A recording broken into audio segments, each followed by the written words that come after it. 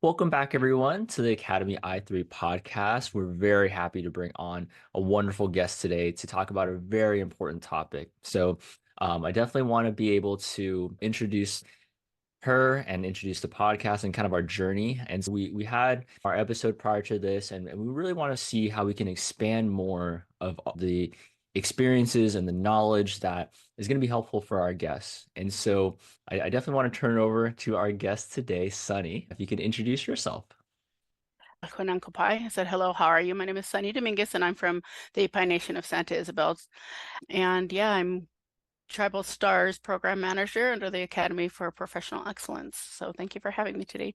Yeah, no, thank you for being here. I think the conversation today is really going to be an area that I would imagine a lot of folks have heard about or involved in, but I think there's so much more that isn't talked about or it isn't just dive deeper into. So I think I'm really going to enjoy our episode today, and I'm sure our guests will learn a lot too. So let's kick it off. In transitioning to our topic of ICWA, if you can share a little bit about just like an overview of ICWA to get us started. So just a brief overview of ICWA. It was much needed. It came to be a law in November of 1978. So we are essentially the same age. And I think this law came about because if people have any idea of the history that happened with Native Americans across the country, the history, the Adoption Act that was meant to take our children from the reservations and put them in non-Native homes. There was a lot of that happening. There was biased reasons why our children were being removed. There was a lot of boarding schools. There's a lot of bad things that happened with Native American people, right? That disconnected our people, our children from our tribes. And ICWA came about as a need to help undo some of those atrocities and undo some of those harms that were done. It was found from the American Indian Policy Review Commission findings that decisions made about Indian children were biased when made by non-Indian authorities, and that happened often. 25 to 35% of Indian children were removed and raised at some time in non-Indian homes and institutions, and that the states failed to recognize the social and cultural standards prevailing in Indian communities and families. Essentially, ICWA came to be as a method to protect the best interests of Indian children and to promote the stability and security of Indian tribes and families. We were losing a lot of, with the attempted genocide that you may or may not know about. Many of our people passed on. There's just a very small percentage of us left. And even with that, we're being adopted out, moved off of the lands and territories. And so there's so much harm that was done over the years. So this was a method this law it was put in place to help try to undo some of those atrocities and make things better. Yeah. And in speaking to that, I think there's a lot of just being able to, for our listeners to slow down and really see the impact of this. It's such a great impact because there was, like you said, there's so many atrocities that have happened. There's so many, experiences that were wrong that have happened to folks, people of color, in this case, Native American folks, and to really slow down and recognize that and to see, okay, how do we, at this current part of our workforce and our experiences, play a role in being able to honor that and play a role in being able to um, fulfill just what is needed to repair that moving forward. So I know in speaking to that or in speaking as we were preparing for this episode, you also mentioned a little bit about like key provisions. Can you share a little bit more about that too? Yeah, there are some key provisions that we train. We have inquiry and notice, which is to inquire with a family, even if there's this idea that of what people have in their mind of what Native American children may look like. They come in different shapes and sizes and colors and last names and everything. So you can't make any assumptions. It's very important that the social worker or inquires about whether or not the child is or is eligible to be a member of a Native American community, and from there, if there's any reason to know that the child is an Indian child, further inquiry is needed, or a reason to believe even the further inquiry is needed until, and then tribes are noticed. Tribes are made aware of the situation, and so the idea is again, to find out where those children are, who they are, and to get them connected back with the tribe. So it is the duty of the social workers to make sure that the inquiry happens, and then they give notice to the tribe so that the tribes could come and engage with them to further to work with the families. Active efforts is another one, which is one of the remedial aspects of the law, which is super important. In a nutshell, we have reasonable efforts where when a family perhaps has a case plan, reasonable efforts would look like maybe handing them a list of resources on how to help themselves in their case plan, versus active efforts would be more of an active effort of the social worker coming in and engaging with the tribe, working very closely with the family and the children, learning about what the specific needs and what the barriers are, and walking with them through the case plan. And we recommend active efforts begins at the very beginning. It's more than a recommendation, it's by law that these active efforts happen at the beginning and all throughout the case, to make sure the families get the support that they need to overcome the barriers and challenges that might have brought them to their agency to begin with. And this is one of those ways. It's a tool that could help build relationship and help build some of the trust between the county and the tribes if it's done correctly. And to be honest, active efforts and ICWA in general is the gold standard of all child welfare practice. And that's what we like to say in our training, because this is how we think it's important to show up to our families in this way, provide the active efforts, which will lead to better outcomes ultimately for the children and families. And then we have qualified expert witness. So it's necessary that with an ICWA case, there's a qualified expert witness chosen, usually by the tribe, that will help minimize the bias within the case. What the qualified expert witness will speak to is they'll speak to the social and cultural standards of the child's tribe. Like I said, it's usually selected by a tribe. It's not the qualified expert witness doesn't necessarily have to be a tribal person. However, they should be very well versed in the customs, the traditions, maybe the social cultural standards of the tribe. Again, it's important that it's in agreement, that person is chosen in agreement with the tribe will choose that. And then we also, another one of the key provisions is the placement preferences. And that is chosen by the tribe as well. And it's important that we look to the order of placement preferences that the tribe chooses. And there's so many factors that's involved with why a tribe, or how a tribe selects or chooses the preferences. And usually it's to keep the children and family, keep them connected with the tribe, with the culture, with family. And tribal idea of family isn't the same as, I would say, the dominant culture's view of family. We rely heavily on not just the biological mother and father, but also we have the grandparents, the cousins, the aunts, uncles.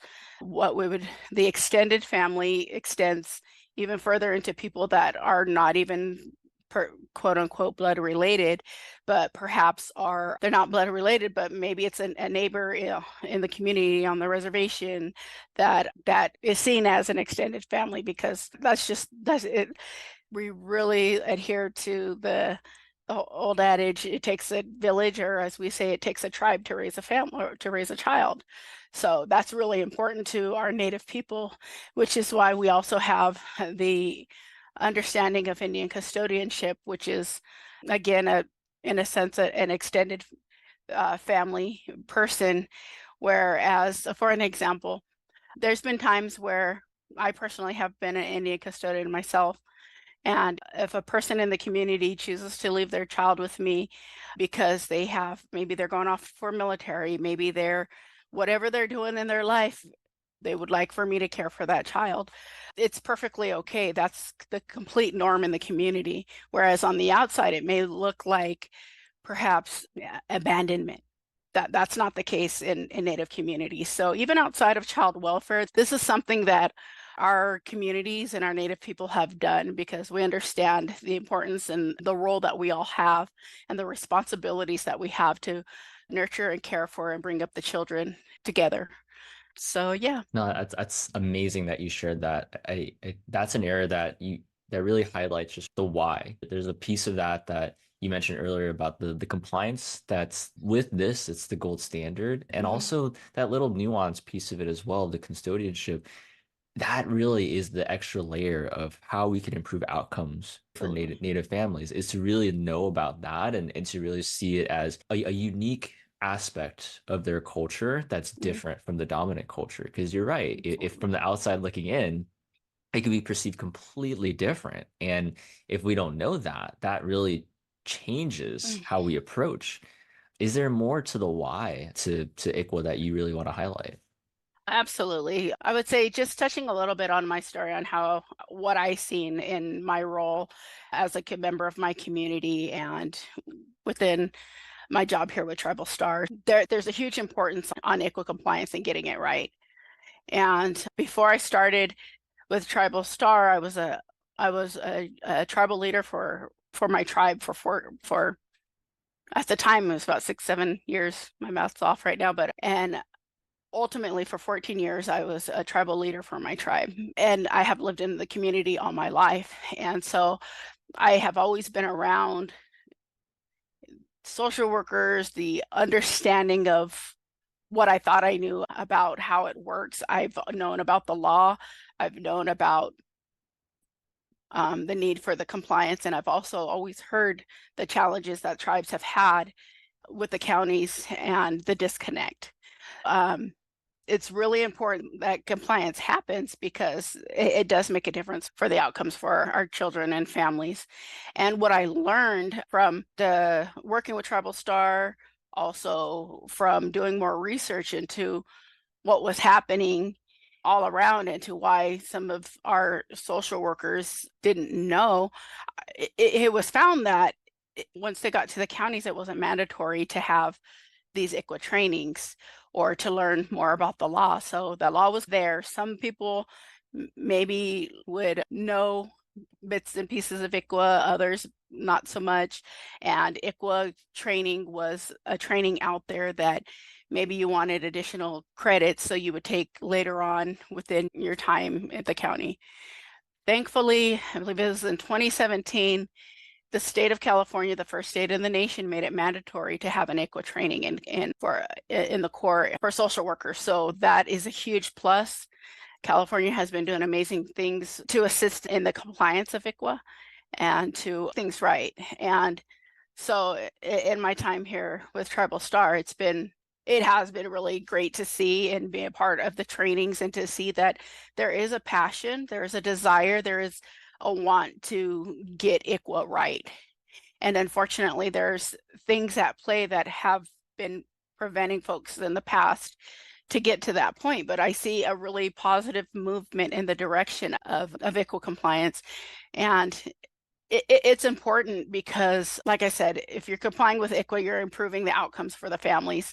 Less children are taken away from their families even they're maybe reunited more frequent. If ICWA is done right with the proper teaming and engaging with the tribes, there's less of a need to have the children removed to begin with. Keeping them in connection with culture, with community, with the land, with the areas and where they are comfortable, like with what they know, is also another resilience factor to help provide for long-term sustainability for the family, unity for the family, success rates for the children as they grow, less likely for ongoing generations to repeat the cycles of county involvement. Yeah, yeah. No, you definitely highlighted the key piece of why, which is and the what of ICWA. I think now I'm sure our listeners are really eager to learn more about the how. How can they really sort of move forward in a way that honors and truly puts into place the fidelity of how ICWA is meant to be followed. And so I think we'll first start off with just the teaming engaging part of it. So like how can our listeners really tap in a little bit more into the teaming engaging with Native American families and tribes? So the professionals that are have the need to abide by ICWA compliance and working with our families, I think it's really important to build and establish a rapport with the surrounding tribes, with the tribes in the community, with the ones that you know for sure you're working with. Get familiar, get comfortable. There's often opportunities for some engagement with tribes even before you have before a social worker has a case, right? Um, it's tribal workers have a different perspective, of a different viewpoint, a different understanding to what the needs are of the family.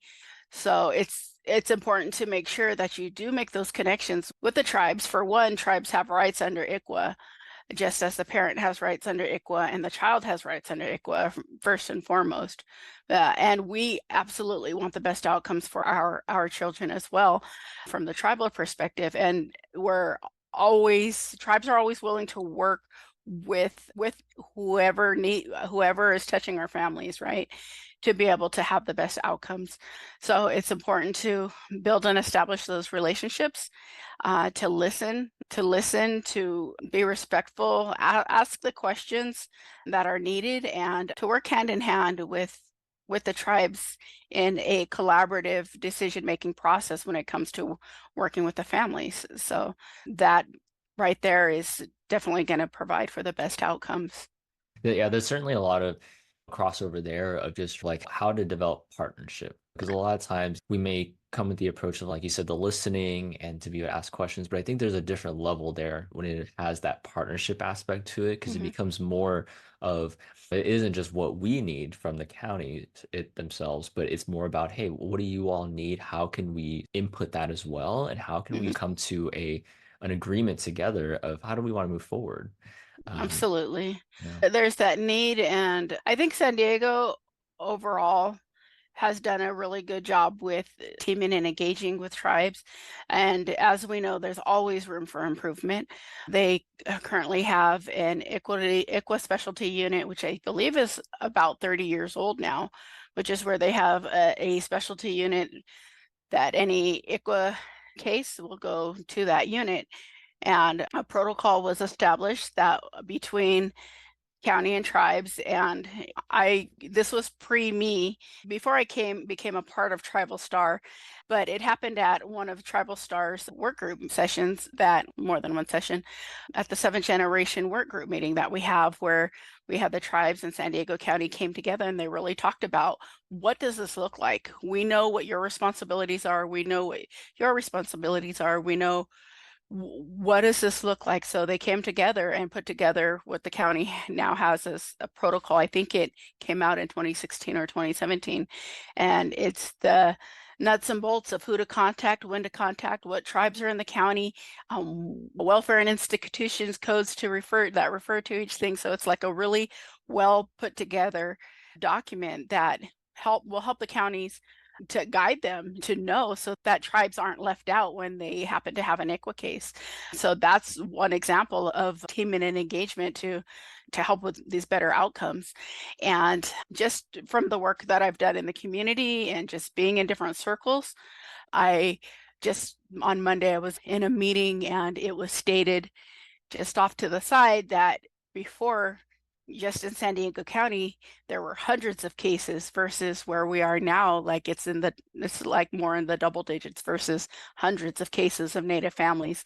And that had everything to do with teaming and engaging with the tribes and working together to make a difference. Yeah, no, that's brilliant. Kudos to San Diego on that. And I think that perfectly transitions to the next piece of it, which is capacity building. You mentioned a little bit about having the possibility of an Indian specialty unit. And then I know in our conversation, you also talked a little bit about like focusing more on the needs in the community, seeking funding as well. Can you speak more about that? About work, can you Capacity repeat that? building. Yeah, in regards to just capacity building and speaking a little bit more about how can counties focus on seeking funding or being able to find ways to focus more on the needs in the community to just build the capacity within the organization to better serve Native Americans? I would say there is funding out there. The state comparison to what the counties have versus tribes, counties have way more funding than tribes do in those terms.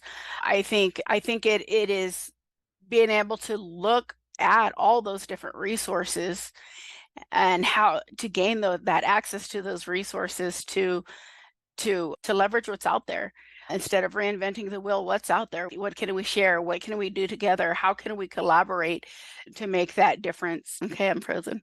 Oh, you're good. You're good. Yeah. And Yeah. and I know like with San Diego, they've done their work and they've created that document. But are there other maybe either counties you've heard of or other organizations that have really focused on like a liaison to Native American Right, right, right. communities or even like a specialty unit? And if you've heard Right. about that, how does that even come about? Oh, yeah. Okay. So definitely my recommendation would be for all counties to get something like an Indian specialty unit. Perhaps that's not feasible for all counties to make happen. There are some counties that do have liaisons within their county that know more about ICWA, know more about the ins and outs of that, and they help their counties with the ICWA compliance. They're maybe the in between of the tribes and the counties. They pull together meetings to help do the work together, and the folks in the county know those are the people to go to when they have a ICWA case. Not all counties have liaisons or Indian specialty units, and so those are the ones I see. I would imagine probably have a bigger struggle because it would be helpful to streamline a place to go to have that information to help build on to help build that capacity within their counties to make that difference that we're looking for. Yeah, I think it's also important for counties. I think this is very important that people who get ICWA cases actually want them. Unfortunately, we've heard time and time again how challenging it is to have an ICWA case, how much more paperwork sometimes that it involves. And some people, we've heard that people who just get into county work often are fearful of ICWA based off of what their colleagues are talking about. And so for myself as a Native individual or other tribal reps, that's scary because if you don't want to do the work for our families, then it may not be done effectively. It might do more harm than good. So I would say it would be super important to put people in these units or in these liaison positions or in any of these positions that touch our families, that they have the want and the desire to be there. And sometimes what we see happen is there are workers that have established a really good rapport with our tribal folks. They have established that relationship, that connection, that understanding. They know who to go to, when to go to, and that works out really well. And then they get promoted or they move out of the unit or all these other things happen. And then we have to start all over with that rebuilding of relationships and establishing that.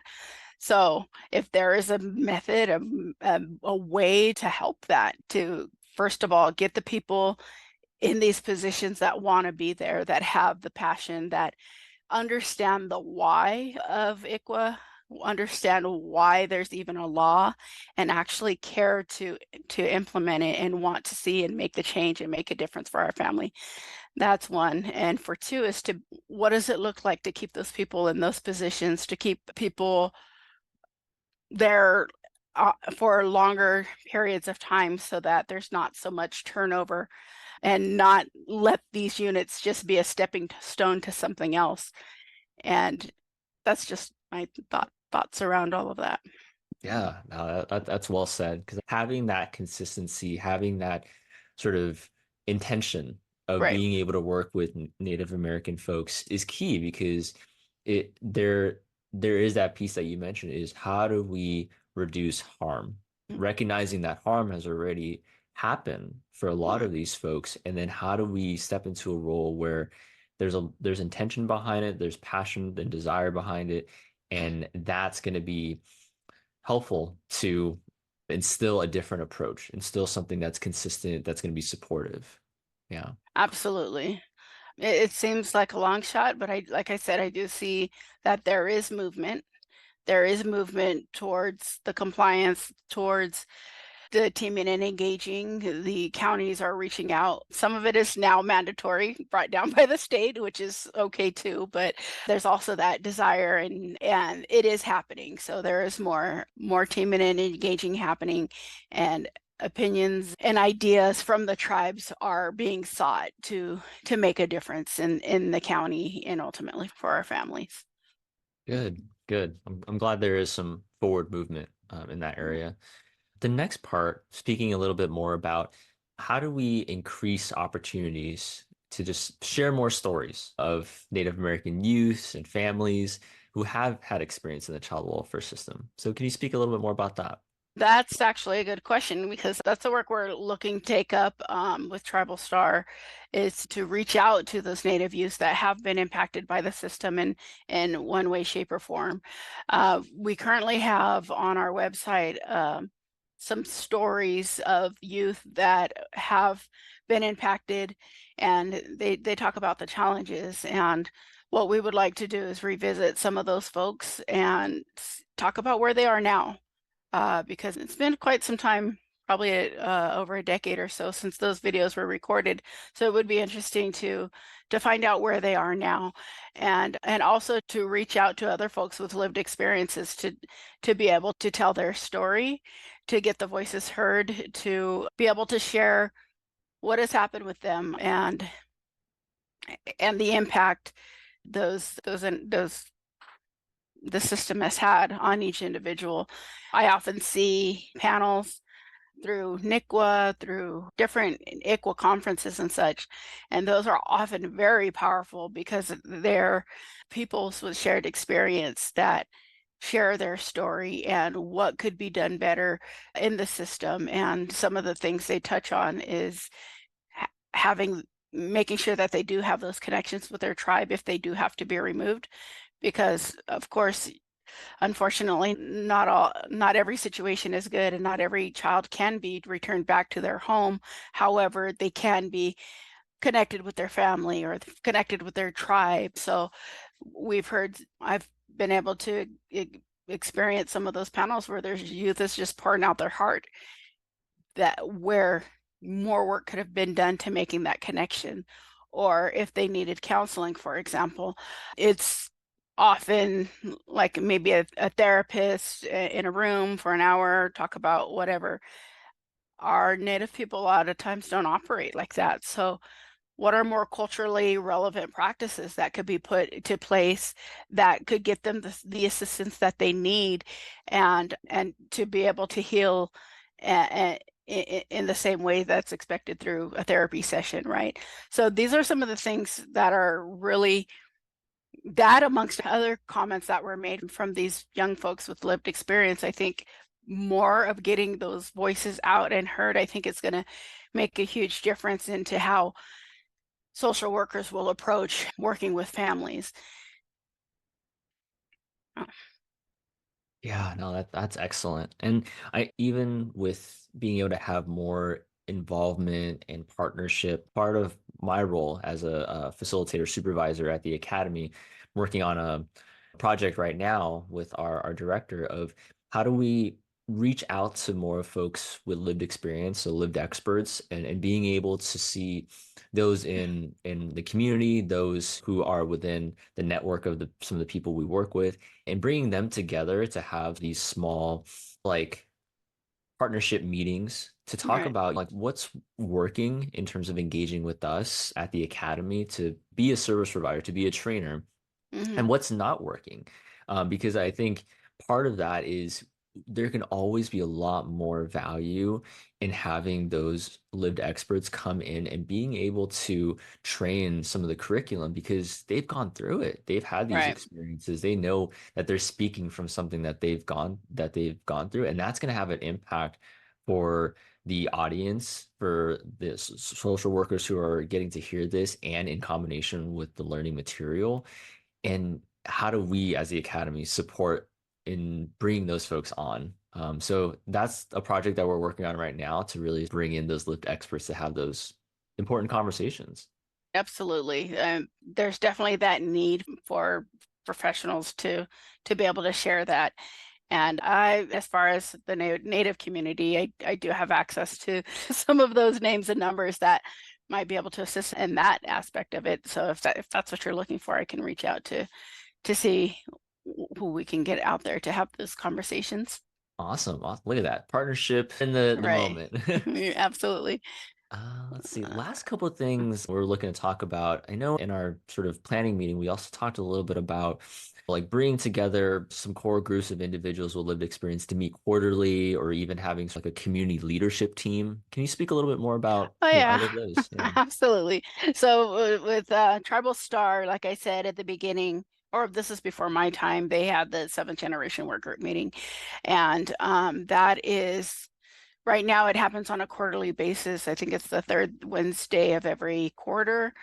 And that's, like I said, where the protocol got put together between San Diego County and the tribes. Initially, how that happened was how it happened then was San Diego and the tribes in San Diego County came together at the table and worked together through some of the challenges, some of the successes, some of the needs of what was going on in the county.